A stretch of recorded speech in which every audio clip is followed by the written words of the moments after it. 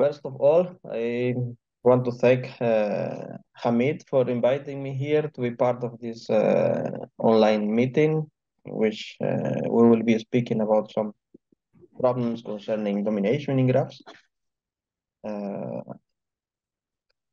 And also, I want to thank people from the Akademgorodok in Novosibirsk. I have good rememberings from the time in which I was there a few years ago, before COVID time. In particular, I saw that here it is, for instance, Elena, and she was very helpful during this time I was there doing kind of Erasmus and also doing some attending to some conference. So and thanks Elena for all this, and now to be part also here in this conference.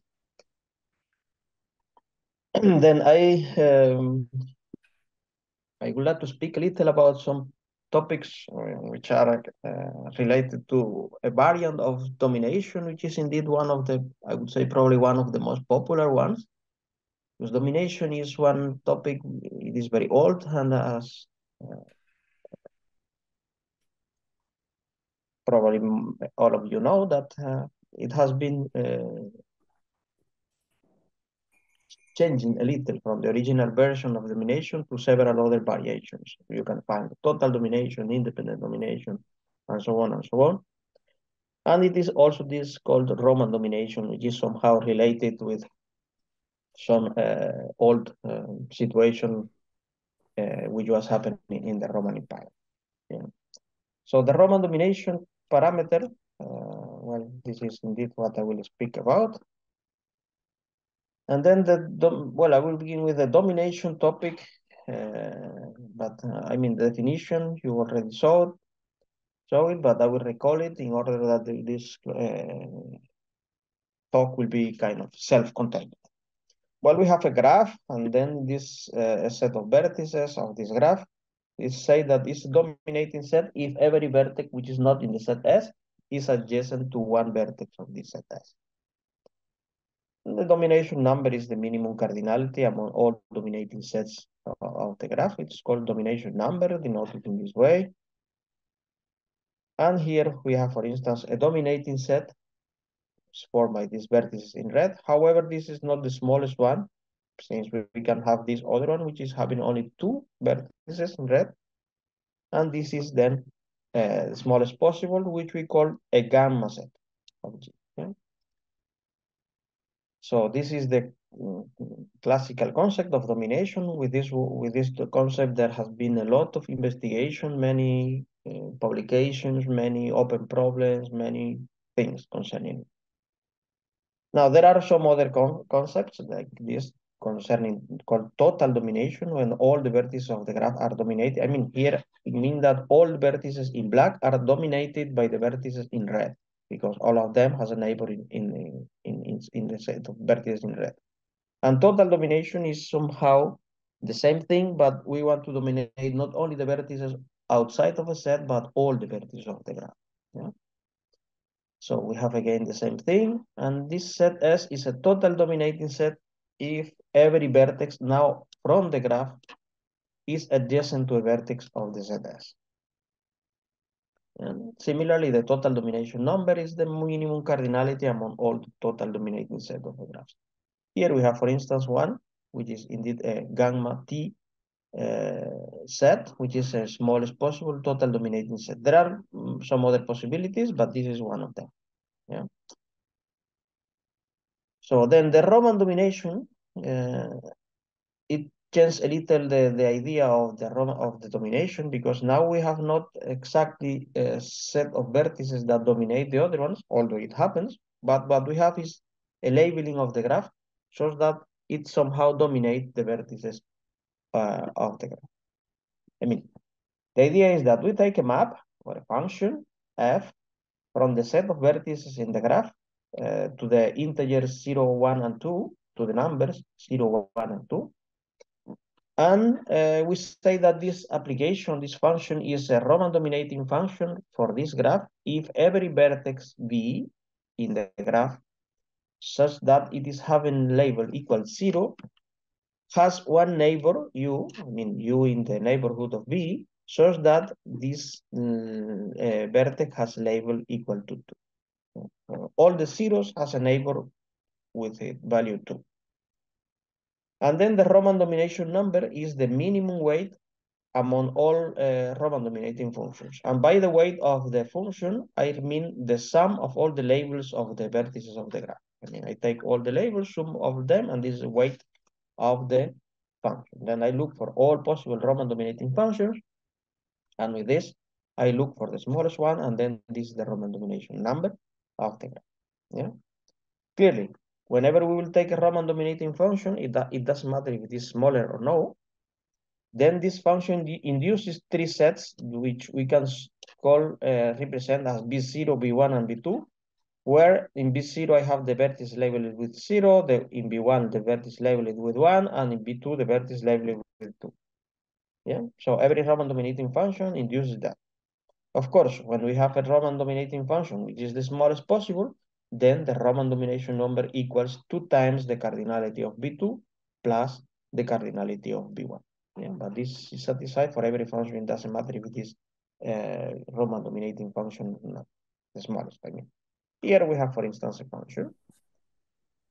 If we have this graph and give 0, 2, 0, 0, 1, 2, 0, and 0, 0 to the below, we will see that all vertices labeled with 0 are adjacent to a 2. For instance, this 0 here in the corner is adjacent to the vertex here 2, and so on and so on. And here, for instance, is in this place 1, 1, because this vertex is somehow hanging from nowhere. And then I would not need to add anything. I cannot put 0 because here I would need then a number 2, and I cannot put 2 because it will not make sense. This 0 is already adjacent to the 2, 1. So then I just put the number 1. Now, it is commonly said that this Roman domination version of domination comes from the time of the Roman Empire, in which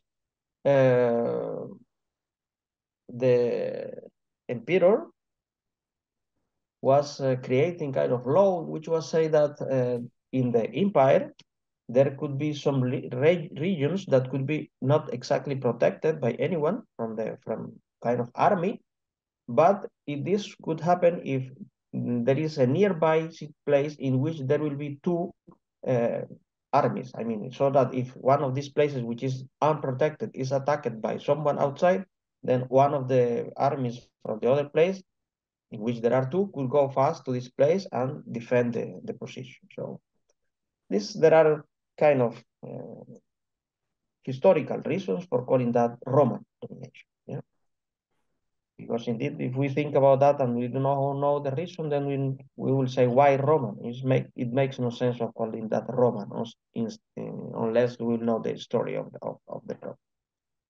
Yeah, this is a concept which is relatively old. It has around 10 years, 20 years probably, or more even, of being presented. And after that, there has been a lot of investigation about it. We can find a lot of works, nice works, on the Roman domination, this classical concept. Sorry?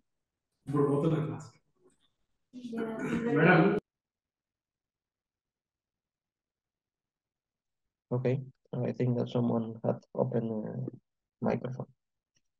Okay, this is the Roman dominations main concept, and you can find a lot of information about it in the web. I mean, I would not speak about Roman domination indeed, but kind of variation, because as you probably know, have seen already in the literature, always when there is a concept which is nice, there has been always a lot of variation of it. Immediately we begin to think, what happened if we modify this to this to this? What happened if we add to this condition that will say, okay, now I will consider only that situation, or we will change to this other one, and so on and so on.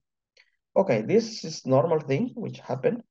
And since the domination, one of the most common concept of modifying domination is that of total domination, so it's somehow normal that we think about total Roman domination. Yeah, and this is one of the variations that we consider. This is an article which was introduced a few years ago We introduced it with some colleagues.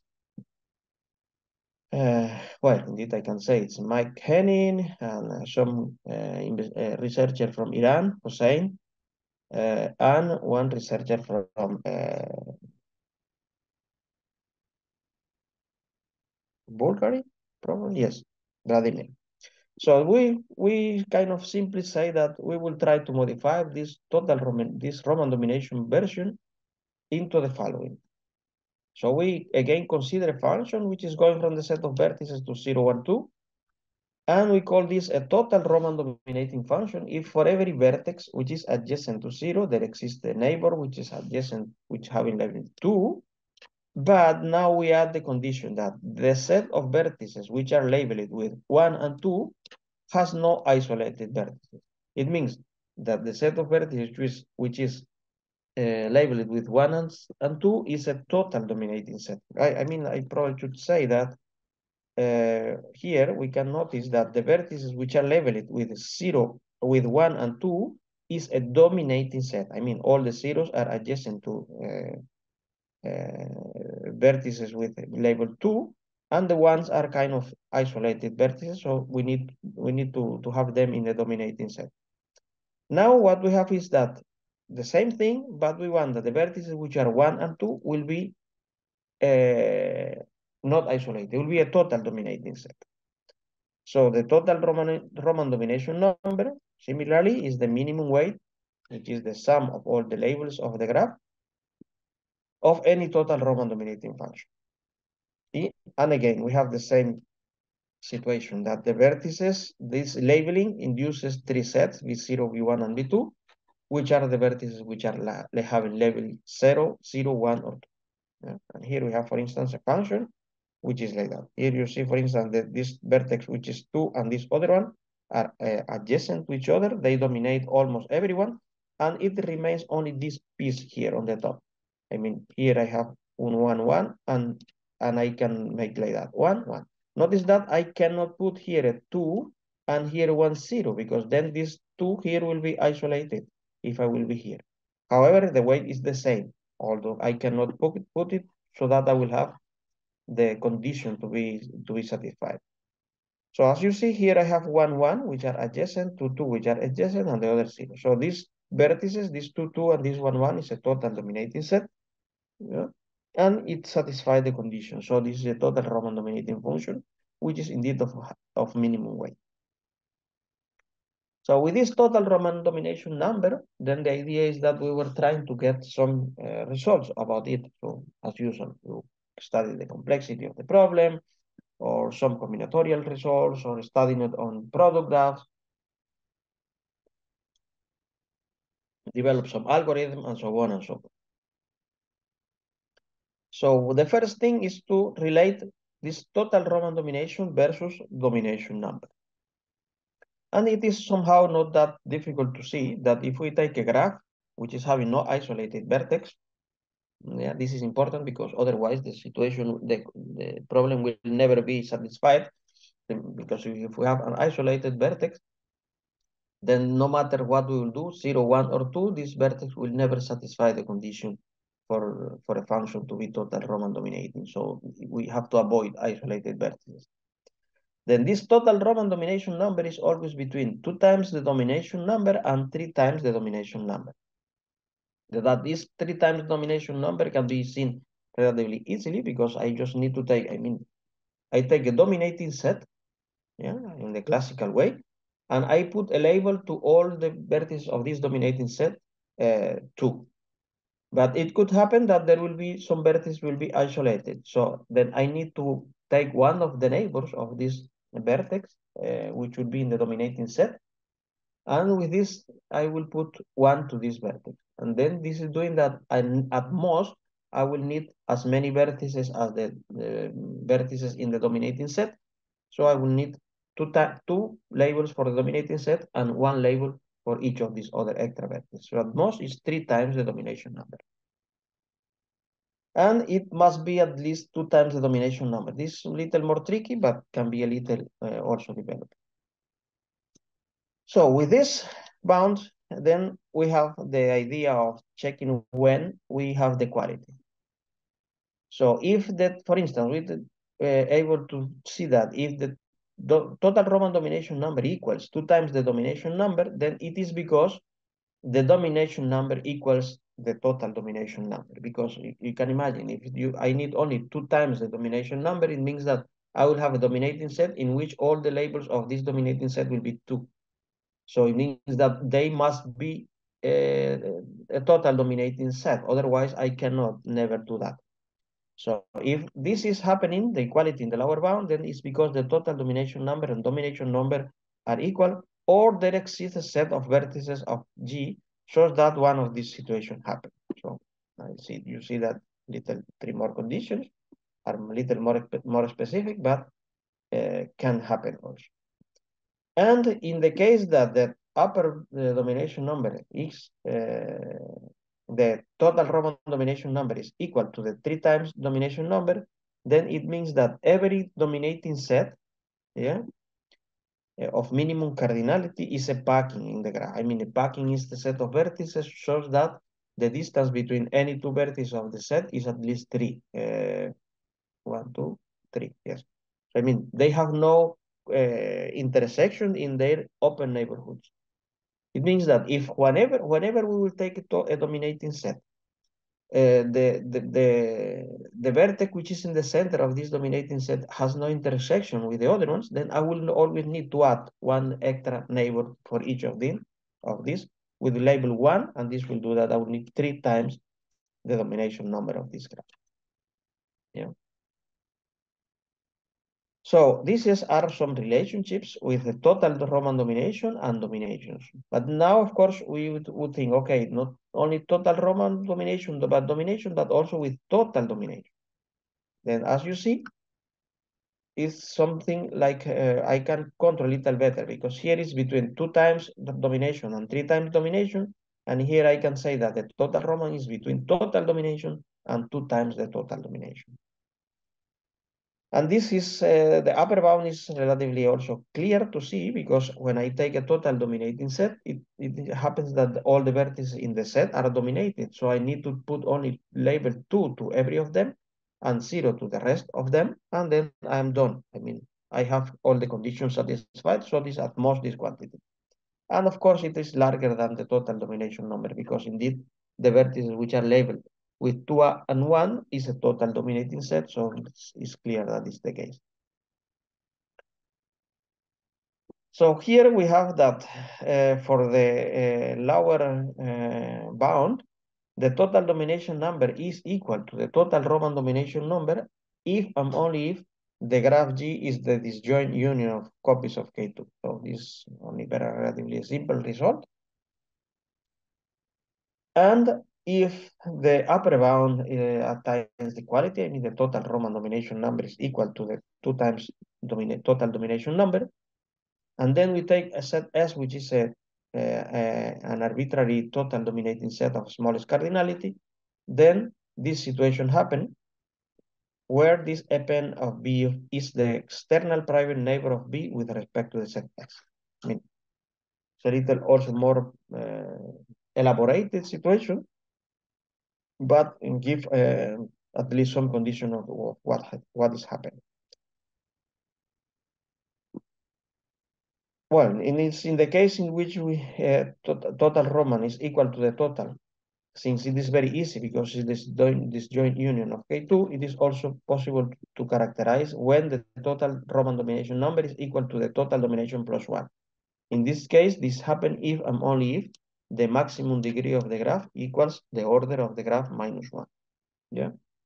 Then, as you see, here in these relationships, there are things like if this equality happen, then we have this situation. If this other equality happen, then we have this situation. But we have not if and only if, which means that characterizing this equality and this other equality, both inequalities, are problems that are still of interest to do. Here, for instance, in the second relationship between total Roman and total domination, we have characterization for one of the bounds. Indeed, we have also for the bound plus 1, but there is no characterization for the upper bound. I mean, this is also another question that could be managed somehow.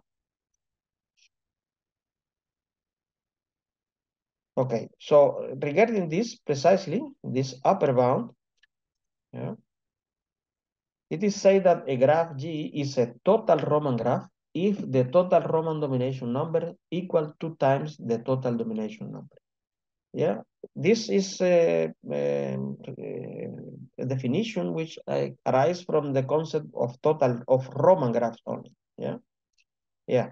A graph is called a Roman graph if the Roman domination number equals 2 times the domination number. Yeah. And this is a concept which was first introduced in the first articles on Roman domination. I mean, the case that Roman domination requires that in all the positions we'll have a 2. I mean, remember that if we consider this story about this Roman Empire, it was said that all the places in which there were no army were needing to have a nearby army, a point in which there will be 2 armies. So a Roman graph is precisely one perfect situation in which all the legion, all the places are labeled with or are provided with 0 armies or 2 armies. There is not a place which is, I would say, somehow isolated in which there will be 1 army alone, only for this place. Because if there is 1 army in 1 point only, this army is just for defend this point, no more. So it will not be moving anywhere. But if we have places in which there are 0s and 2s, so then these are places in which there are 2 and these armies can be moving from 1 point to another. So the Roman graph were introduced in this idea, and there are several works on it. Indeed, if I am not wrong, you will see a talk later from Joanna Racek, which will be speaking about Roman graphs, among other things. So for the case of total Roman graphs, some similar situation can be considered when the total Roman domination numbers equal 2 times the total domination number. So then in this case, we have this, of course, if a graph is total Roman graph, if there exists a function which has no ones. And of course, there is an open problem related with characterizing all total Roman graphs. And there is a work which is characterizing all the total Roman trees. Yeah. This kind of constructive characterization will say that this is a total Roman graph if and only if the tree can be constructed by using some kind of operation and so on and so on. It's nice work, but it is already made. There are some other relationships between total Roman domination and other parameters, like for instance with Roman domination, of course, we can relate total Roman with Roman. And it is that the total Roman is between the Roman and 2 times the Roman minus 1. And there are characterizations for this part when the total Roman equals 2 times the Roman minus 1, which is happening only if and only if the maximum degree of the graph is equal to the order minus 1. But nothing is known about the graph with Roman equal to total Roman. So this is also an open problem that can be considered. Now, with respect to this total Roman domination, there are several other related studies that you can find in literature. For instance, there are computational complexity results of the problem. I mean, it is also an NP-complete problem, as you can guess. There are several Nordhaus bounds for the total Roman domination number. There are, well, this characterization of trees for which the total Roman is equal to 3 times the domination and the total Roman is equal to 2 times the domination. There are some studies on the total Roman domination number of some product graphs like lexicographic or direct. There are some influence of edge subdivision on the total Roman domination number. There are results on the total Roman domination in interval graphs. There are even results on digraphs. And there are several variations of total Roman domination. We'll see indeed now some of them. So as you see, this is kind of overview of the result that exist, but even these are probably these are not the only one. I mean, I just remarked some of them, but you can find now in the literature several results concerning total Roman domination. Indeed, once we presented this article, there were a lot of people working on it, and I have seen now several articles on the total Roman domination of graphs. So, and then concerning this about variations, it is something other which we introduce after the total Roman, which we call quasi-total Roman domination. How it comes this one? So if we think in this part about defense feature or strategy for defending, then probably it is not exactly the best, because if we want to use these armies to defend the empire by using the total Roman variation, sometimes we have to increase a lot the number of armies just to have just that we keep the total domination proper. That means that, for instance, here, imagine that we have an empire which having this structure. Then all the possibilities for having a total Roman dominating function is that in this way. I need to put here a label 2 and here 1, 1, 1, 1, 1, 1, or on the contrary, I can put 2 in the center and 2 in all the neighbors, so that I have 0 here and all this one. So this is increasing somehow too much the number of armies that I need to protect this empire. I could somehow modify this a little, that will have some properties of being total and some properties of not being. How can I do that? Okay, we call this parameter. We take again a function which is going from the vertices to 0, 1, and 2, and call it a quasi-total Roman dominating function if every vertex which is having level 0 has a neighbor which is having level 2, and if there is an isolated vertex u in the subgraph induced by the set of vertices which are having level 1 or 2, it is because this graph has level 1. Why this? Imagine you have this empire, the same situation what's here. Okay, we'll say, okay, why I will have here 1, 1? If this vertex here is having 1, it is attacked at this point, it is able to defend itself. So why should I need to have one neighbor more? It makes no sense. So then I would say, then probably I can have here this one alone, and here I can have a 0. And then I can have 0 in all of this one. But then this 2, I will say, okay, this 2 is somehow alone. If one of the armies needs to go to the 0, then probably it's better to have someone nearby that which will have at least one army, so that somehow could help a little more. And this is precisely what we think. If there is one which is isolated, then it is because this is just one. So this is the idea. And then the quasi-total Roman domination number is precisely the minimum weight. It's defined the same way of any quasi-total Roman dominating function. And again, the same thing, a set of vertices induces these 3 sets. And here we have, for instance, from the example before, something like that. I mean, you see that now I have decreased the number of armies that I need, because I can put now 0 in all these neighbors. I can put 1 in all these at the end, and I just need to add one neighbor of these 2, which will have in here 1. Here it can be 1 or one of these, any of these 0. And while here I was needing 2, 6, 10 armies, in this way I will need only 4, 6, 7 armies. I am saving somehow resources with 3 armies less, and somehow I can protect the empire. Sun is rising now exactly, and I haven't sun in my eyes. I didn't consider this before. I can survive. Then with this concept, of course, the idea is then to work with it, get some results and some conclusion about it. Of course, the first thing is that when we take one of these quasi-total Roman domination functions, then it happens that this quasi-total Roman domination number is between the Roman domination number and the total Roman. I mean that I can put something in between Roman and total Roman, and somehow I can have a little less or a little more if I need. So about this, then it's nothing known about when we have equality for one side or for the other one. I mean, probably we have some examples in which we have equality in one side, equality in the other one, but not anything about exactly all the graphs which are attaining this equality. There are things like this one, for instance. If we take a function which is a Roman domination function, this quasi-total Roman dominating function is always bounded by the Roman domination plus the cardinality of the set B2. And in the same idea, if we take another function, which is a quasi-total Roman dominating function, then this total Roman dominating function is between the quasi-total Roman domination number plus the cardinality of the V1.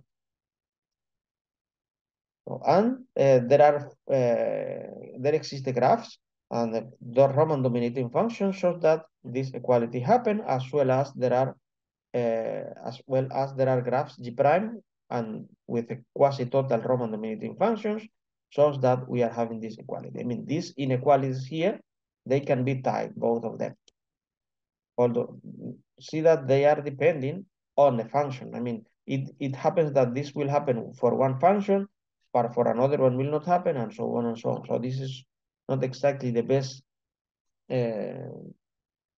about characterizing or thinking about the qualities in these bounds, but at least they are giving some idea on how to make it. So then these equalities should be, it would be interesting to consider them when we have equality in one and when we have equality in the second one. And there are some other results, of course, between quasi-total Roman is again between total and 2 times total, so the same thing which was from before. And we have some things like it is equality with total if and only if the graph is P2, it's a very simple thing. And if this equality with the total domination plus 1, then it's happening because the quasi-total Roman domination number is equal 3, and the quasi-total equals 2 times the total if and only if this situation happens. The quasi-total is a total Roman, and the total Roman is equal to 2 times the domination, the total domination. I mean, these are only relationships. We are not getting any equality because indeed, if we say that one equality is equivalent to this other two, but we also don't have relations about these other two, then makes not much sense. It's just some kind of relationships between one equality and the other one. And with this total Roman domination, there are some other results, like for instance, the NP completeness of the decision-related problem. There are some Nordhaus-Gadon results for the quasi-total domination. There are bounds in terms of the order, and several other results of this quasi-total Roman domination number. I have seen some other complexity results about which are considering not only the general result on the complexity on general, but also on some specific families of graphs. I mean, I have seen here, for instance, Venkat from India, which is now even staying here in Spain with me, and I know he has some works on this quasi-total Roman domination number, the complexity stuff for some families of graphs. So I mean, there are some results which I'm aware of it. Now, the other variation about this total and Roman domination or total Roman domination is something in somehow another style, I would say. And the idea comes because we say, okay, the Roman domination number is a function which is having this property that all zeros are adjacent to vertex which is having label 2. But then some people were thinking about considering when all these zeros which are outside, they are completely independent. I mean, they have no neighbors between them. And then this create this something called outer independent Roman domination. I mean, it's the Roman dominating function in which all the vertices which are having level 0 are independent. They induce an edgeless graph, I mean, an independent set. So the same thing can be made with an outer independent version of the total Roman domination, the Roman domination. So we have a Roman dominating function, which is going from vertices to 0, 1, and 2, is an outer independent Roman dominating function if the set of vertices which are having label 0 is independent.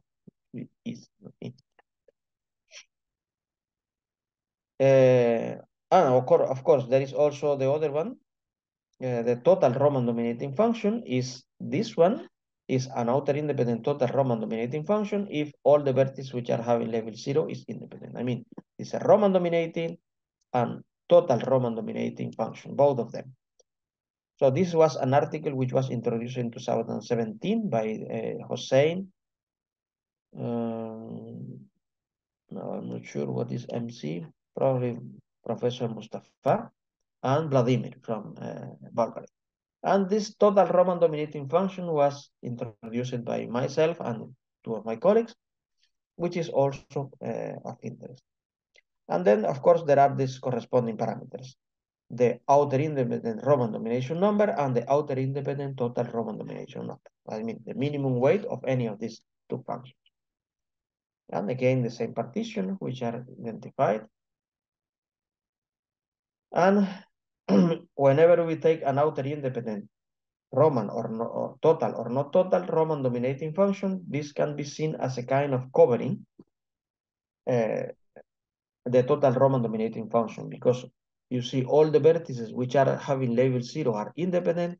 So the complement of this independent set is a covering. As you probably know, this relationship between vertex cover and independence number, whenever we take a set of vertices which is independent, the complement is a vertex cover, and vice versa. If I take a vertex cover, the complement is an independent set. Yeah. So this kind of functions can be seen as a kind of covering total Roman dominating function. Indeed, I think that there is an article in which this function is introduced, and they are called covering total Roman dominating function. So these parameters can be related with other classical ones, like for instance, when we take the relationship between themselves. I mean, outer independent Roman and outer independent total Roman. It is more or less not difficult to see that the outer independent total Roman domination number is between the outer independent Roman and 2 times the outer independent Roman minus the cardinality of the set B2 when for I will take any function which will be of smallest cardinality, of smallest weight in the graph G. I mean, this situation can always happen. And then the equality in the upper bound happens if and only if the graph G is star graph, which is having at least 2 leaves. But nothing is not much known about the lower bound. Yeah, I mean, the equality in this case here, the lower bound, is not exactly studied. We don't know what is happening with this. Even for this, we don't know exactly what is happening, because this depends much on the function.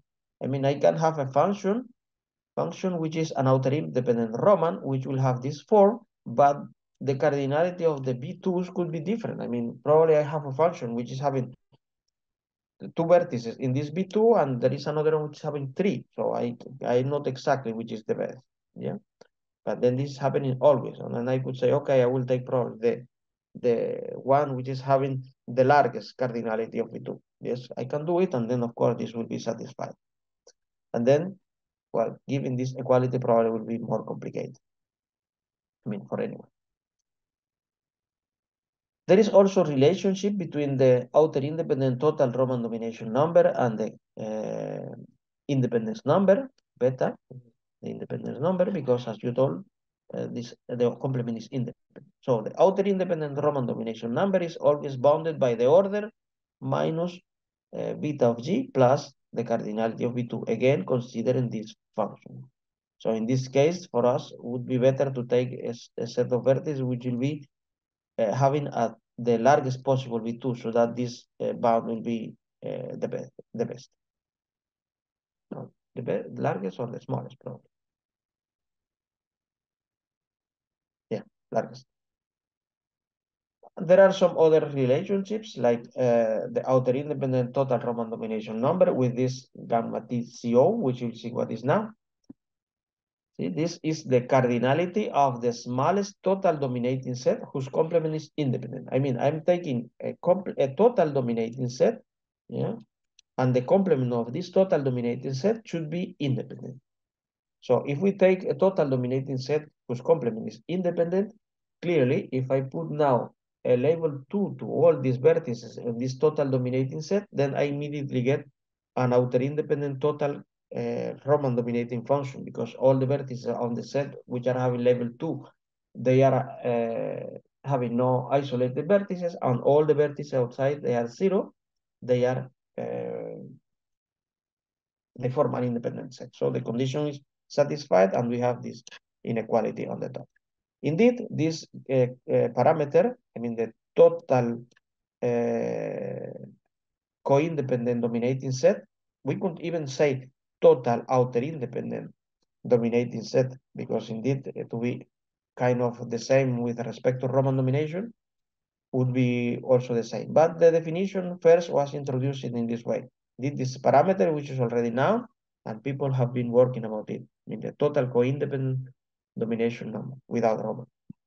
So this gamma T COEI is already known, and there are left several stars. There is also with this, well, I think that I was hearing about vertex cover. This beta is vertex cover probably, and here it is alpha. If we take a set of vertices, which is having no isolated, this outer independent total Roman is between 3 times alpha and alpha plus 1. And then this is equal exactly 3 alpha if and only if the graph G is star graph with at least 2 leaves. I mean, if we take a star which are having 2 leaves, then I need to just put a number 2 to the center of the star, yeah, and I need to put 1 to one of the leaves to have satisfy this property of being total Roman dominating. I mean 2 and 1, then I have only 3, so then I have 3 times. Well, alpha is vertex cover now, I can say. Yeah. So this was kind of somehow easy to observe, this if and only if, and then we were thinking about characterizing when this is plus 1. Oh no, here it is a little more. Yeah, between this alpha and outer independent total Roman, it is equal to this. Equality if and only if the star, it is a star on at least 2 leaves. And then we were thinking what happened if we do now plus 1. And this, we were more interested even because it was somehow kind of interesting construction that we never suspect that will happen. So when we take a graph, it is possible to say that this outer independent total Roman is equal to 3 times the independence number plus 1 minus 1 if and only if the graph G is in one of these families. Yeah, is on this in the structure or in this structure. Notice that this structure, what means? We have a kind in the left hand side. We have a vertex which is somehow center, which is here in the part which I'm seeing that kind of a star. And from this vertex, we can somehow hang several things. What we can have? Well, we can take something like that, a path here, P2, and at the end of this path, we add leaves, several leaves. It doesn't matter how many leaves I can have here. Yeah, like here also, for instance, in this right side, we have one path of P2 hanging till this right point, and then this vertex have 4 leaves adjacent. Or the other side, the other possibility is that we will take kind of several paths P2 and we will identify all the leaves of them. And at the end of this leaf, we add several leaves also. Here we have, for instance, 3 of this path. One is left, one in the middle, one on the right. And we identify all the left leaves at the end. Or here we have 2 on the left, which are identified on this, and here we have 3 leaves.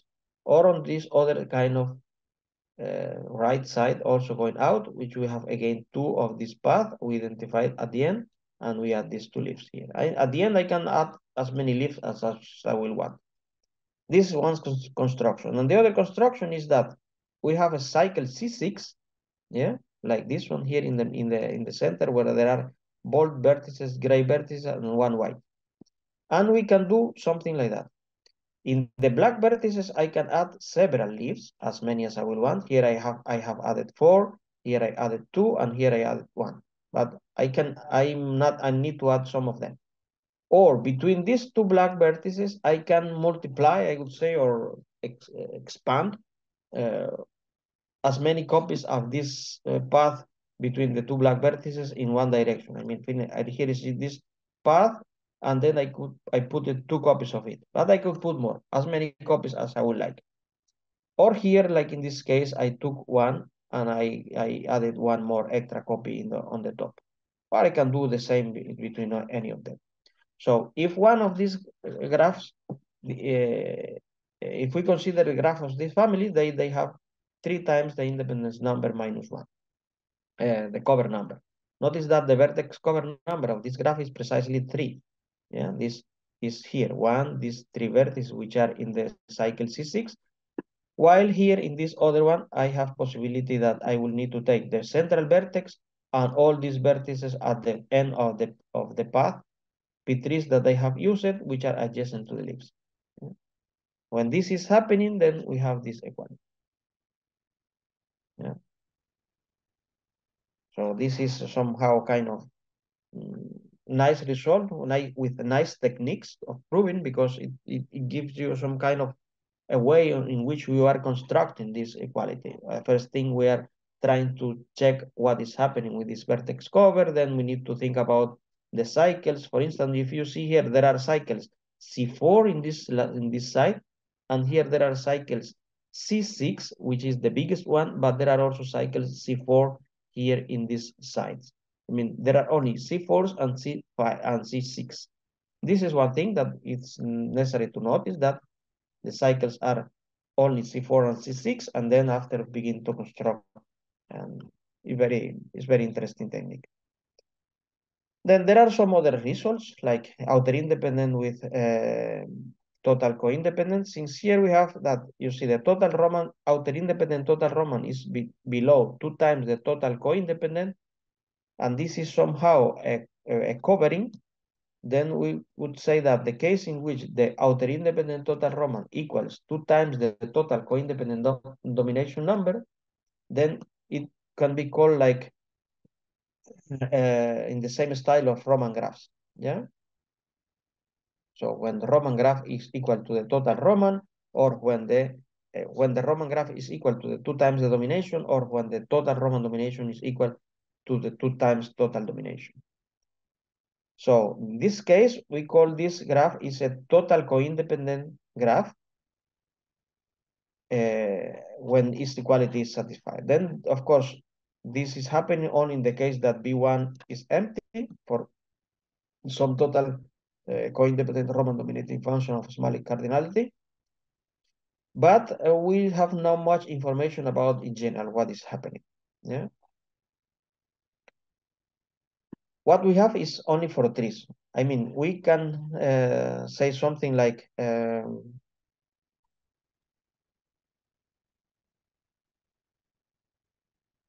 okay, this is kind of construction, but this is not exactly the best. We say that we have a graph, which is a total co-independent Roman graph, and a function which is like that. And then it means that the vertex of the graph is formed by leaves. Yeah. These are support vertices, and these SS are vertices which are adjacent to a support vertex, but are not leaves.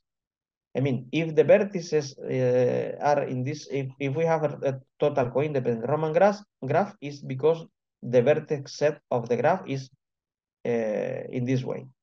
And then we say that the zeros are precisely the leaves, and this SS graph, which are indeed called semi-support vertices, and the V2s are the vertices which are the support vertices. Then in this case, we have this equation. So there are some other results about these outer independent things. In outer independent, total outer independent, and so on and so on. There are relationships. You can find now, I think, more information about it. But there are some kind of open questions which I would like probably to remark. Yeah. Some of them are the following. Characterizing the graphs of total Roman graphs or total co-independent Roman graphs. Yeah. In the case, the total Roman trees are already characterized. And I know that there are total co-independent Roman trees results for the, I mean, that is part total co-independent Roman, there are things for trees.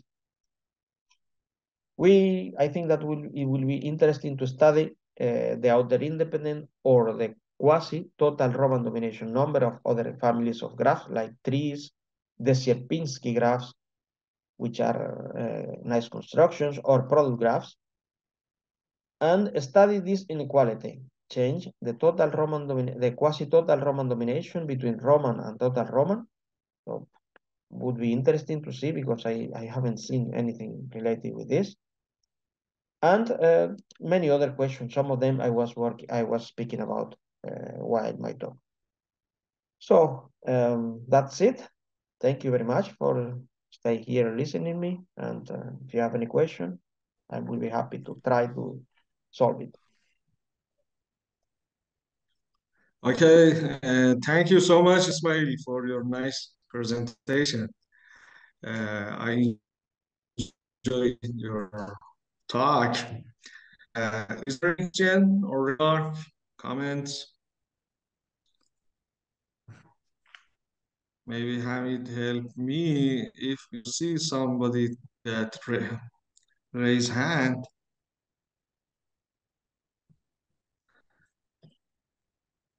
Uh,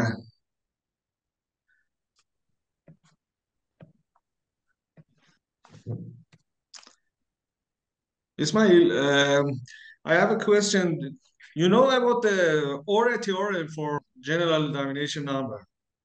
If you remember, they says about the graphs whose domination number is equal to half order of a graph. Gamma is equal So, to n half. sorry, About sorry, Sayed, the similar OR theorem for your total domination number, total. sorry, Sayed, I'm not hearing you. It's cut it. You're when you're speaking, I do not hear. It just Okay, okay. I repeat my question. Ismail, you remember the OR theorem, OR, that says that characterized graphs whose domination number is the half of order yeah, yeah. of graph. Uh, do you have any similar result for this domination number similar to OR, or you didn't think about? Well, I don't think that there is a similar bound because this, I mean, the Roman domination number is, for instance, between the domination and two times the domination. And if we consider in this now bound, which is the half of the order for the domination, then I would say that is between one and the order of the graph. So I know, indeed, there could be maybe another number.